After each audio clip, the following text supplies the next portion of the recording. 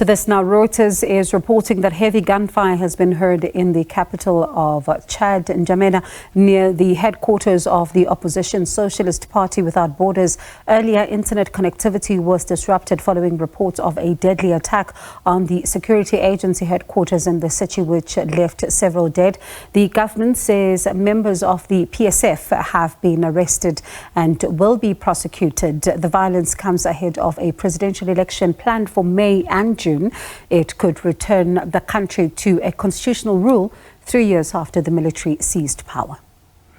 To this now, President of the Democratic Republic of Congo, Felix Tshisekedi, has agreed to meet his Rwandan counterpart, Paul Kagame, to discuss ways of resolving the ongoing conflict in the east of the country.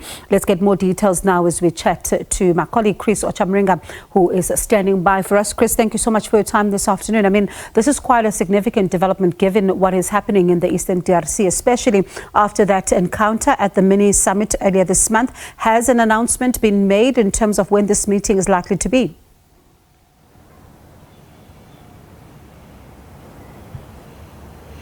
So, according to the Angolan Foreign Affairs Ministry, where this President Felix Tshisekedi, visited on yesterday, the dates haven't been given about when the two leaders are supposed to meet, and there's still a lot that they are working out right now.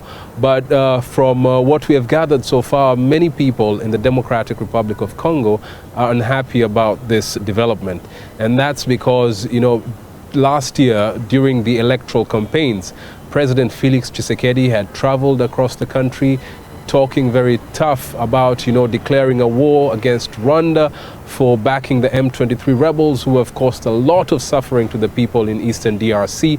And that really excited many Congolese, because this country has been involved in conflict for almost 3 decades. Millions of people have died and millions others have been displaced from Congo. So people were looking at Felix Tshisekedi as a kind of a hero, the person, a knight in shining armor, the person who is going to end this conflict in the east. But now that, they've heard about him accepting to hold talks with President Paul Kagame, that has really made them very angry. We're waiting to see how things will turn out. Certainly, the people in eastern DRC who have lost their loved ones are not willing to have any kind of concession between Rwanda and the DRC. Now, Rwanda's position has been clear for quite a long time.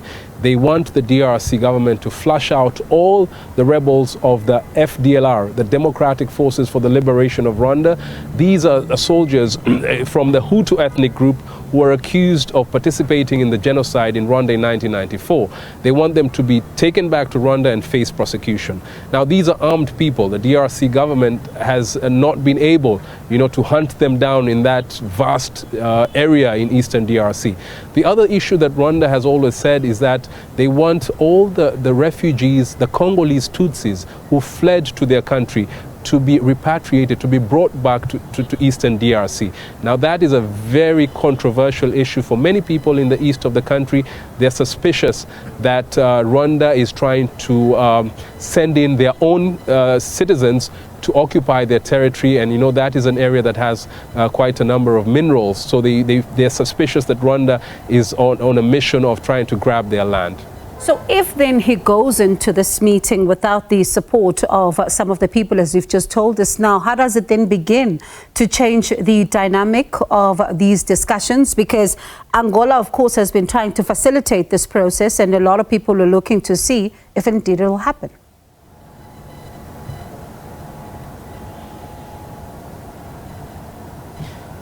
Yeah, that is now the sticky issue in this whole dialogue that is being called.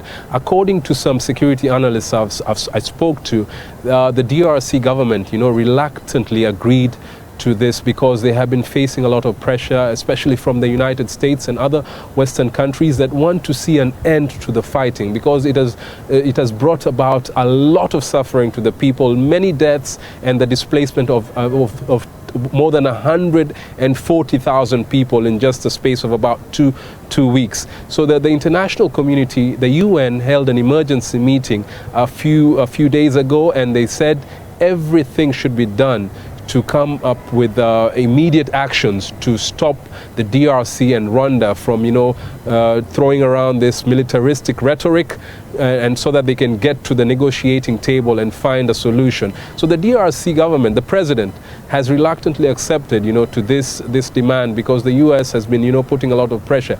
But it's going to be very difficult, because if he agrees, to have a meeting, the issue will be what are the issues that Rwanda is proposing. And then it will also have to go through Parliament. Parliament will have to debate it, and there are many people in Parliament who do not want to see any kind of discussion with Rwanda, because they feel that it will not amount to much. The Congolese people still have very fresh memories of what happened, after the genocide in Rwanda in 1994.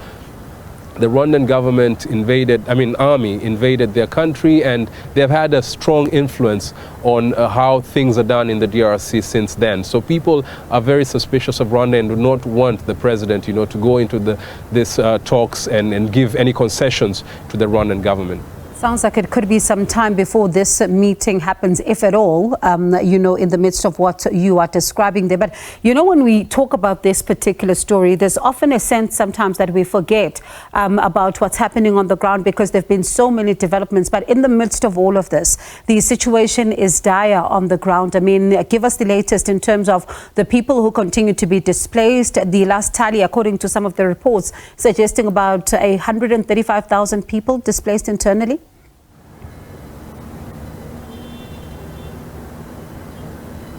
That's right. We spoke to a number of international aid agencies that are in the eastern city of Goma, and they said the situation is terrible.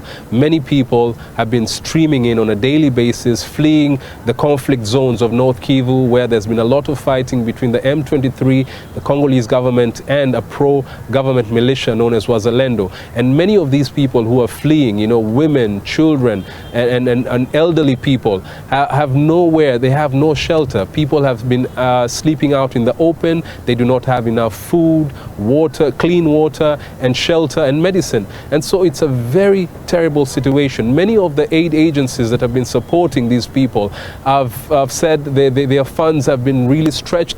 They have been calling on donors to send more money to avert a catastrophe in the east of the DRC. So the situation is very, very tough. And some of these people, we heard some of them saying that all they want is for peace to return to their country, so that they can go back to their farms and continue, living their ordinary lives. So it's a very tough situation, what is happening in eastern DRC, especially the city of Goma, that is really overwhelmed by the number of displaced people.